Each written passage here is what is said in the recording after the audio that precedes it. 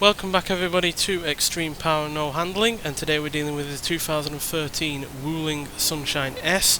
So this now has the 1270 horsepower 3.4 litre turbocharged inline 6, but it still weighs around 3,157 pounds, so it's not exactly particularly light, but it is far lighter than the Ford Super Duty in the previous episode, although obviously we have less in the way of power and torque from a much smaller engine. So yeah, let's see what this can do. So at least it moves, unlike some cars that I've tried to put a lot of power into without upgrading any of the other aspects to the car.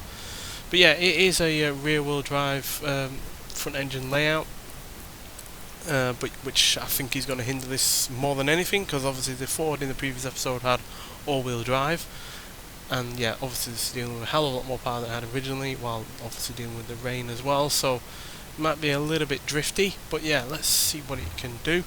So yeah, this can do 0 to 60 in 9.171 seconds, 0 to 115.417 seconds, and now going to a top speed of 171 miles an hour, which yeah, we're not going to be hitting on this whatsoever. Quite frankly, I'll be surprised if we hit 100. So yeah, let's have a load of wheel spin getting off the line. So yeah, the Ford managed a time of 1 minute 24.952 in its fastest lap, so let's see if we can do any better. Now we will be more agile than the Ford, which was yeah, a real lump of a thing to get around corners. Didn't want to really turn at all, but it did have plenty of acceleration and reasonable speed in the straight line, or in the straight part, but everything else it was really rather slower. So let's see if there's a happy medium to be had with this car, which as you can see is doing decently in terms of getting up to a good rate of speed, but yeah, I'm pretty sure that Ford got up to well over 100 before, whereas we're only just about cracking that.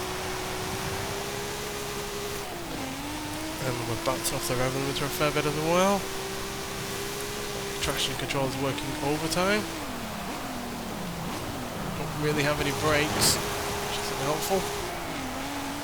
And obviously we're dealing with really rather skinny tyres as well, because at the end of the day this was meant for economy and practicality and merely being able to get people from A to B. It was not meant for dealing with this kind of power at this rate of speed. I'm not sure if the car could even in stock form could manage 100 mile an hour, so yeah, we're asking a lot from this, but for now we've got it pretty tamed. Could snap at any point in terms of our handling. Sliding it out, yeah. Well, if you want a drift vehicle with very minimal modifications, then this is a car for you. Yeah, solid first lap, 1 minute 38.582 there. So doing better on this second lap.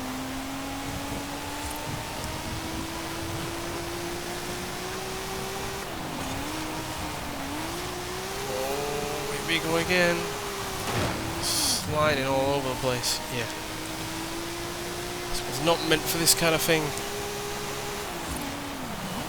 but that's why I like this series, because it's putting cars in their pretty much stock form way out of their comfort zone. Obviously nothing else has been changed on this apart from the engine, so yeah, the gearbox, the driveline, the tyres, the weight, as much as possible has been kept the same. Like I said in the previous episode, obviously the weight might change a little bit because some engines are lighter than others. Even bigger engines can be sometimes lighter than their stock counterparts. So yeah, the weight might be the only thing that really changes, but yeah, everything else is going to be the same in terms of the general handling. Unless obviously we need to change it, like say a gearbox is woeful in terms of delivering any kind of speed or anything like that, because some cars do react differently to putting loads of power into their stock drivetrains. I've seen it before where you've upgraded a car and it's barely able to get up to 100 mile an hour, which would obviously be unfair. So a slight improvement there at 1 minute 37.347.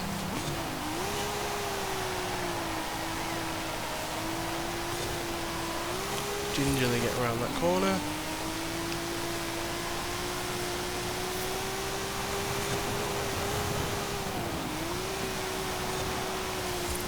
on, give us some speed. Ooh, actually got to 110 there. Surprising. Surprised that we were able to stop in time as well, because obviously, like I said, this was not meant to go this quick.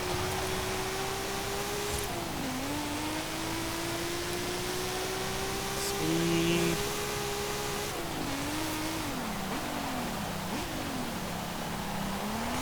Go on the brakes that time.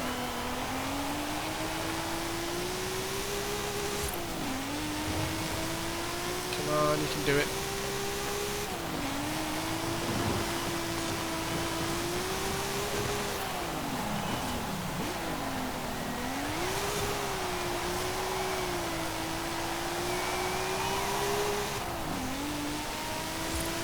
I don't think we're going to beat the Ford. I think the all-wheel drive of that, despite the woeful understeer and lack of handling, ultimately helped keep that power in check. Whereas here we've only got the rear-wheel drive, and that was really testing the car's ability there. But we were improving massively there on that third lap. We're about 5 seconds quicker or thereabouts, with a time of, what was it, 1 minute 32 something, I think.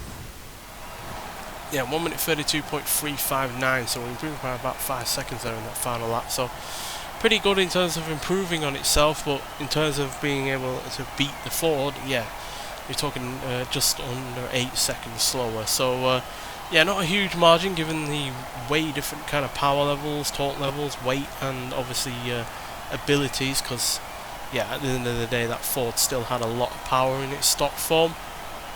Nowhere near as much as obviously what we gave it in terms of upgrading it, but still had a lot of power, whereas this had no power at all, and you've suddenly thrown in, you know, 1100, 1200 extra horsepower. So yeah, on the whole I'm impressed in that regard, but yeah, definitely not the quickest that we've had on this series so far. But like I said, with the Ford, it's unlikely to be the slowest given the kind of cars that we can try out on this series with the wide variety of vehicles we have to try out. I mean, I'm really looking forward to seeing what a standard P50 with 200 odd horsepower can do. So yeah, got that lot to look forward to in the future. But nonetheless, thanks for watching, and I'll see you in the next one. Bye.